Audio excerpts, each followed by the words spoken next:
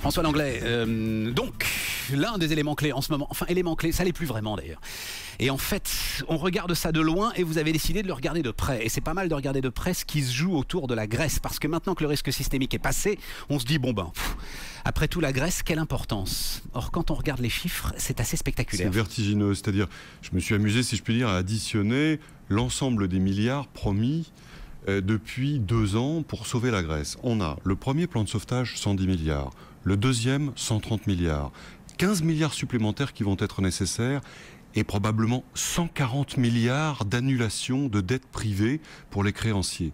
Au total, on arrive pour sauver ce pays à 400 milliards d'euros qui vont être déboursés. Juste un ordre de grandeur pour mesurer un peu l'ampleur de la chose, le PIB de la Grèce, c'est 200 milliards. C'est-à-dire que l'Europe va probablement dépenser l'équivalent de 2 années de PIB pour sauver, j'allais dire sauver, ça n'est même pas le cas. Parce que 2 ans plus tard, la Grèce connaît une récession de 20%. À côté de laquelle la crise des années 30 est une petite plaisanterie, et le chômage est entre 20 et 25%. C'est-à-dire que 2 ans plus tard, on a déversé dans un puits sans fond une masse considérable de milliards, et que pour autant, on n'a pas sauvé le pays. Je comprends même pas comment c'est possible, François. Le seul problème, Stéphane, il est cristallin, c'est l'euro. Il faut que la Grèce sorte de l'euro. Monnaie qui l'asphyxie complètement, qui ne correspond pas du tout à sa compétitivité. Ce week-end, il s'est passé un truc incroyable. Pour la première fois, les syndicats de patrons et les syndicats de salariés se sont associés pour refuser les nouvelles mesures d'austérité en disant « c'est plus possible, on va s'effondrer ».